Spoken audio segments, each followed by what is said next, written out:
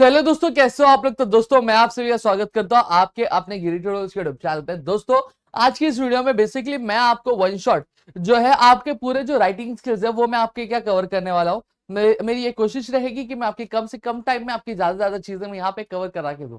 अब यहाँ पे बात मैं थोड़ी राइटिंग स्किल के बारे में कर लेना चाहता हूँ। अब राइटिंग स्किल्स की अगर मैं बात करूं तो टोटल आपके एग्जामिनेशन में जो आपका 80 मार्क्स का पेपर होने वाला है इंग्लिश का, वहां पे आपको जो टोटल राइटिंग स्किल जो पूछे जाने वाले हैं वो 12 राइटिंग स्किल्स क्या पूछे जाने वाले हैं।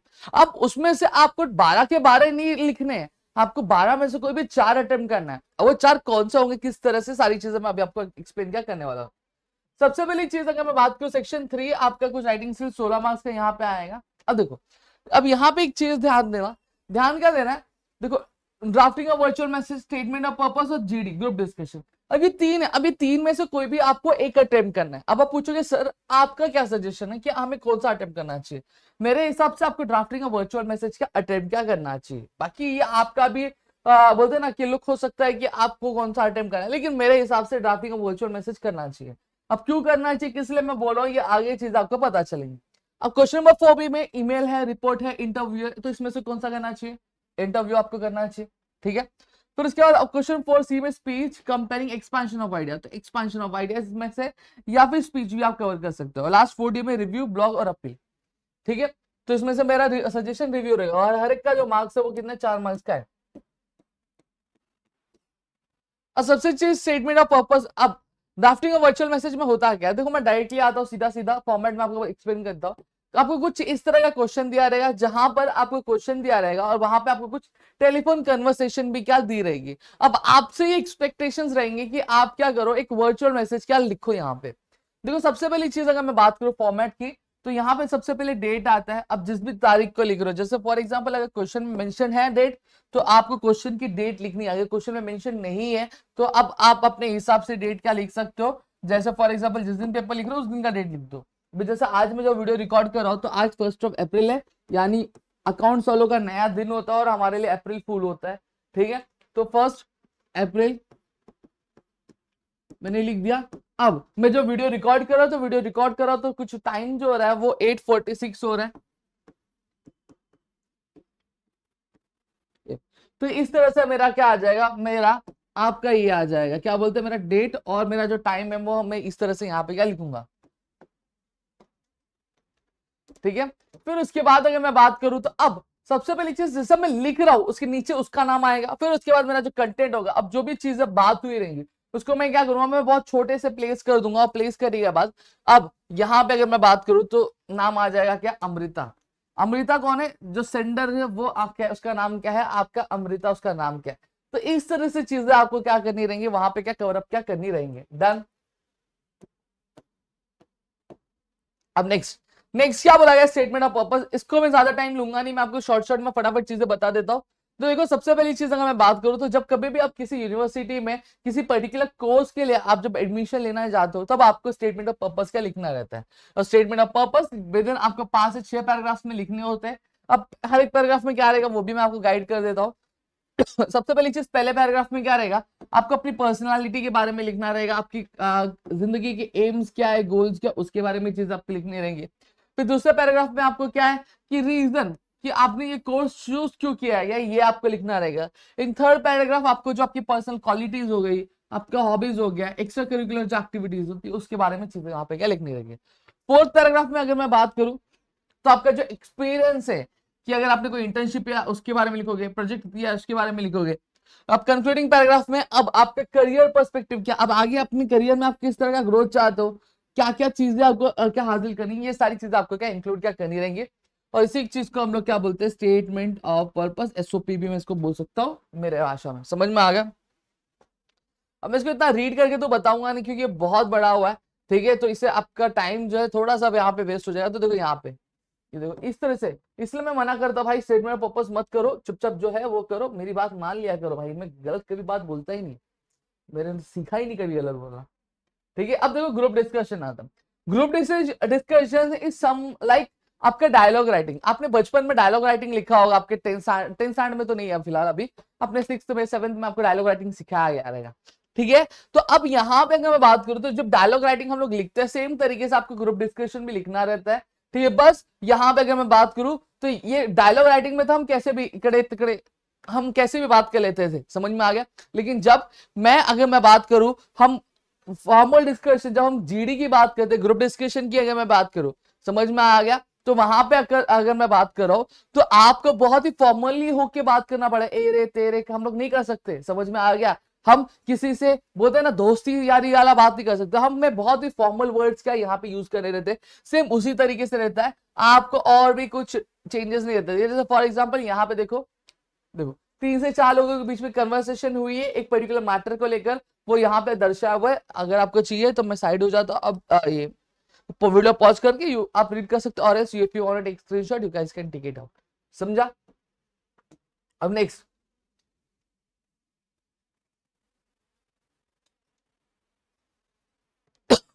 What do we have is email writing, report writing और इंटरव्यू क्वेश्चन। कैमरामैन फोकस करो, थोड़ा ब्लर हो जाता है, ठीक है।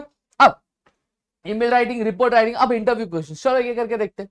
सबसे पहली चीज अगर मैं बात करूं ईमेल राइटिंग की, तो फॉर्मेट फॉर ईमेल राइटिंग क्या क्या है, देखो सबसे पहली चीज यहाँ पे बता दूं क्या क्या इंक्लूड होना चाहिए, वो मैं आपको यहाँ पे थोड़ा बता दूं। भाई देखो इतना पीपीटी बना के आपके लिए। देखो सबसे पहली चीज आपको क्या है, आपको ईमेल आईडी आपकी क्या रहनी चाहिए। अब ये उनका 2106@gmail.com ये एग्जिस्ट नहीं करता है, तो इसमें मेल वेल भेजना मत, ठीक है। अब अगर मैं बात करूं तो फिर आपको सब्जेक्ट, जैसे आप लेटर लिखते थे, आप सब्जेक्ट मेंशन करते थे, नहीं करते थे कि आप किस पर्पस के लिए, किस मैटर के, किस मोटिव के लिए आप क्या लिख रहे हो, आप लेटर लिख रहे हो, तो वो यहाँ पे। अब जब मेन लेटर आते हो तो हमने हमेशा सीखा है कि 3 पार्ट में हमारा क्या होता है, लेटर डिवाइड होता है। सैल्यूटेशन सबसे पहले डियर सर, रिस्पेक्टेड मैडम आप लिखोगे। फिर पहले पैराग्राफ में हमेशा आपने मेल लिखा कि वो बताओ। अगर आपने किसी जॉब के लिए लिखा है तो आपको वहां पे जॉब टाइटल है और ये आप जॉब एप्लीकेशन लिख रहे हो, समझना। सेकंड पैराग्राफ में आप अगर प्रॉब्लम है, ठीक है, तो इश्यू और प्रॉब्लम क्या है उसको आप डिराइव करोगे। और अगर जॉब के लिए लिख रहे हो तो आपकी क्वालिफिकेशंस क्या, आपके अंदर स्किल्स क्या क्या, वो आप यहाँ पे मेंशन करोगे। थर्ड पैराग्राफ की अगर मैं बात करूं तो आप अपने ईमेल को क्या कंक्लूड करोगे, खत्म करोगे क्या अपने एम्प्लॉयर को थैंक यू बोलते हुए, और ये बोलोगे कि आप जल्दी से जल्दी रिस्पॉन्ड क्या करोगे, ठीक है। वही अगर मैं बात करूं आपका थर्ड पैराग्राफ अगर प्रॉब्लम वाला है तो आपको सजेशंस का मेंशन क्या करने रही है। लास्ट में क्लोजिंग में ईमेल सिग्नेचर, पहला नाम और लास्ट नाम आपका लिखना है, एड्रेस लिखना और मोबाइल नंबर क्या लिखना है। अगर जरूरत है तो, नहीं है तो मत लिखो। और साथ ही साथ अगर आप एक ये लिख रहे हो जॉब एप्लीकेशन के लिए ईमेल लिख रहे हो, तो what you are suppose to do is कि आपको एक एंक्लोजर साथ में क्या देना पड़ेगा, समझ में आ गया। अब जैसे यहाँ पे देखो ये मेरा पूरा फॉर्मेट है। सबसे पहली चीज टू सामने वाले का ईमेल एड्रेस, सब्जेक्ट जो भी मेरा मोटिव हो, तो देखो सैल्यूटेशन आएगा डियर सर, डियर मैडम। अब 1 2 3 पैराग्राफ में यहाँ पे मैंने चीजें लिखी, थैंकिंग यू लिखा, फिर मेरा क्लोजिंग योर्स फेथफुली अजिंक्य जय Sharma, east Boisar, wonder city, Boisar 401 501। समझ में आ गया। तो इस तरह से मैंने चीजें यहाँ पे क्या लिखी हुई, मेंशन की हुई, और यहाँ पे देखो मैंने एंक्लोजर भी दिया है, फोटो कॉपीज, डिग्री सर्टिफिकेट और एक्सपीरियंस सर्टिफिकेट। अब रिपोर्ट राइटिंग की अगर मैं बात करूँ तो डायरेक्ट मैं फॉर्मेट की बात करूंगा। देखो रिपोर्ट राइटिंग में डायरेक्टली होता है क्या है, हाँ, क्या बोला, write a news item on the following headline with the proper deadline, lead, intro paragraph and short continuing paragraph. India wins T20 series, अब इंडिया ने T20 सीरीज जीत ली है, तो सबसे पहली चीज मेरी हेडलाइन आ गई बीच में। अब लिखा क्या गया, एक बायस स्पोर्ट्स रिपोर्ट, तो मुझे यहाँ पे मेंशन करना पड़ेगा। अब नेक्स्ट, अब देखो यहाँ पे क्या है, सबसे पहली चीज अब स्टार्ट करते हैं what you are suppose to do, इसकी आपको प्लेस का नाम लिखना है, कॉमा डाल के, फिर आपको डेट लिखना है, फिर आपको कोलन डाल के। अब जो आप कंटेंट लिखना चालू करोगे, आप यहां से नहीं लिखोगे, ये गलत हो जाएगा। आपको जो कंटेंट आपको यहां से लिखना चालू करना है, समझ में आ गया। देखो जैसे यहाँ पे दिया है फ्लोरिडा 5 अगस्त, और फिर आगे की चीजें यहाँ पे क्या लिखी हुई है, समझा। और इस तरह से आपकी पूरी चीजें यहाँ पे हमने क्या किया, मेंशन क्या किए हुए, India wins T20 series by sports reporter, Florida 5 अगस्त, और यहाँ पे पूरी चीजें यहाँ पे क्या लिखी हुई है। डन, मेरे ख्याल से ये चीज आपको समझ में आ गए होंगे। और फिर आप नॉर्मली जैसे आपने 10 में रिपोर्ट लिखा करते थे, आप वैसे आपको लिखना है। अब इंटरव्यू क्वेश्चंस की बात करें तो ये बहुत ही बोलते ना, बहुत ही ये है क्या है, ये है बहुत प्यारा क्वेश्चन है, ठीक है। इसमें से अगर आप कुछ जो क्वेश्चंस आप लर्न कर लेते हो, तो आप जब लर्न कर लेते हो तो वहां पे आपकी जानकारी के लिए मैं बता देना चाहता हूँ कि उस तरह के क्वेश्चन आप हर एक चीज में क्या लिख सकते हो। जैसे फॉर एग्जाम्पल अगर मैं बात करूँ तो यहाँ पे देखो कुछ चीजें मैं लिखा। सबसे पहली चीज आप इंटरव्यू में करोगे क्या, first of all what you have to do is you have to write 1 line as an introduction for your guest, कि आपका जो गेस्ट होगा उसके लिए आपको एक लाइन लिखनी इंट्रोडक्शन की। अब नेक्स्ट, सबसे पहली चीज इंस्पिरेशन, अब आप पूछ सकते हैं इंस्पिरेशन से who is your inspiration in your life, ठीक है। फिर व्हाट काइंड ऑफ प्रॉब्लम और struggle you face during your struggling time, ये आप पूछ सकते हो। How your family supported in your struggle. फिर what are your achievements, what are your future dreams, sir? What kind of the message would you like to give to the budding singers या फिर to our audience? आप इस तरह के questions का use क्या कर सकते हो, समझ में आ गया? तो ये भी मैंने आपको बता दिया। और एक और चीज मैं बता दूं भाई कि बहुत सारे लोग क्या करते हैं, बहुत सारे लोग क्वेश्चन तो लिखते हैं, फिर क्वेश्चन लिखने के बाद आंसर भी लिखते हैं। भैया इंटरव्यू क्वेश्चन बोला गया है, जितना पूछा उतना ही बोला करो, तो उससे ज्यादा आपसे पूछा नहीं है तो बोला भी मत करो। समझ में आ गया कि नहीं आ गया? तो ये चीज एकदम ध्यान रखना थोड़ा सा।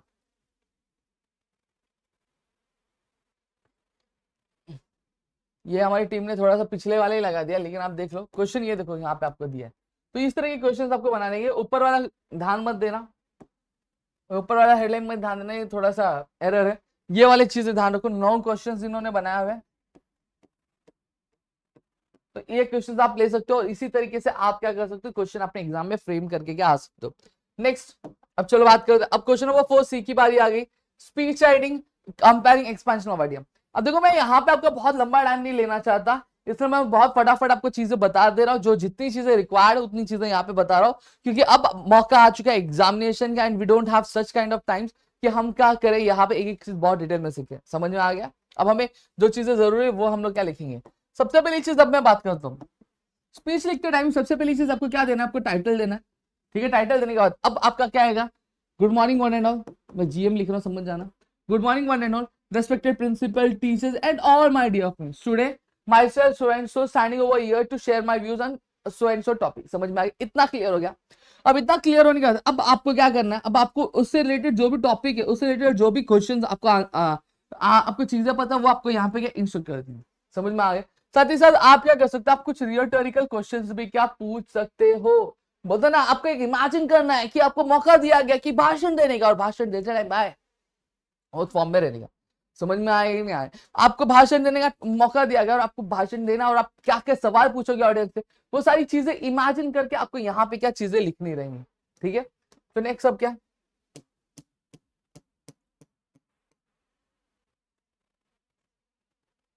देखो सेम तरीके से चीजें लिखी, देखो समझ में आ गया? अब आगे कंपेयरिंग बेसिकली आपका क्या होता है, आपका ये क्या बोलते हैं, आपका जो एंकरिंग होता है उसी तरीके से चीजें होती है। बहुत बड़ा होता है, मेरा सजेशन कभी नहीं होता इसको लिखने के लिए। अगर आपको लिखना है तो आप लिख सकते हो, आपको पॉइंट देंगे उसी के बेसिस पे आपको क्या लिखना है।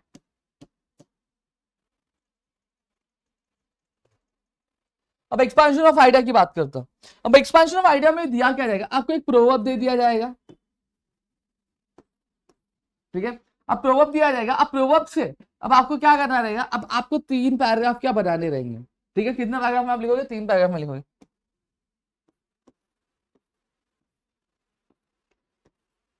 ठीक है, सबसे पहला पैराग्राफ आपका क्या रहेगा, आप मीनिंग लिखोगे।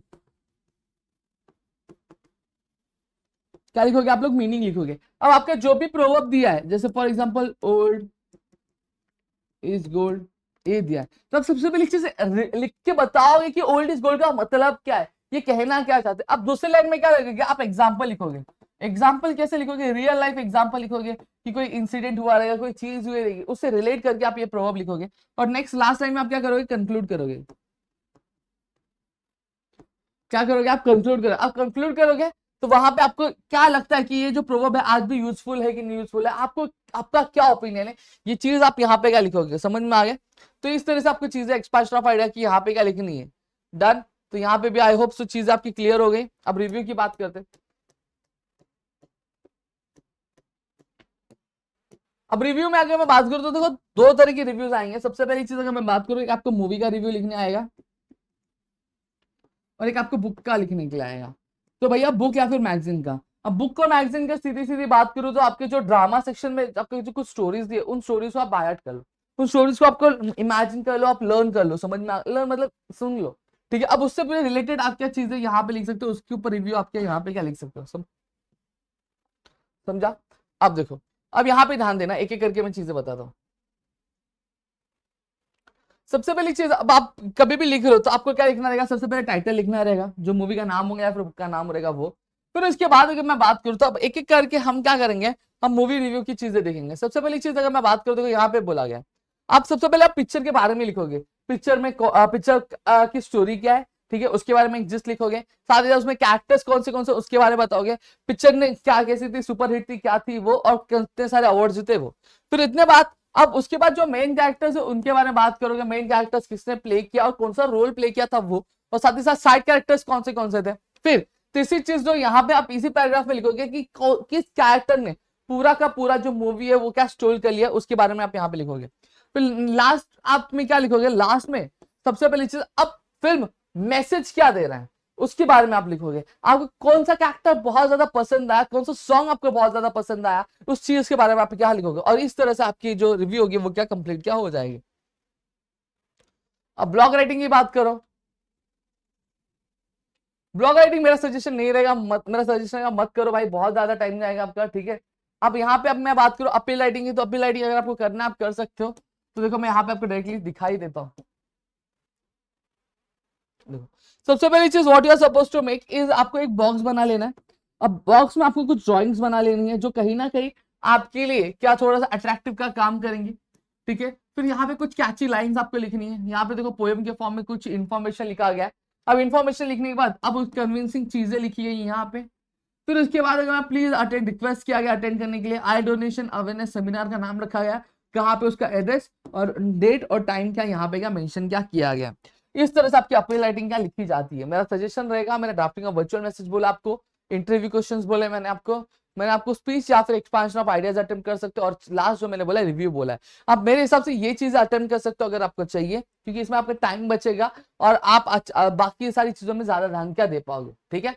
तो मेरे ख्याल से चीज आपकी यहाँ पे क्लियर हो गए होंगे। आई होप सो चीज आपको अच्छी भी लगी, अगर अच्छी लगी please do like the video, share the video, और साथ ही साथ नीचे कमेंट सेक्शन में कमेंट जरूर करना, ताकि हम आपके लिए ऐसे और कई सारे वीडियोस क्या लेकर आ सकें। तो मिलेंगे अगली वीडियो में, तब तक के लिए घर पे रहो सुरक्षित, अपना ध्यान रखना दोस्तों। जय हिंद दोस्तों।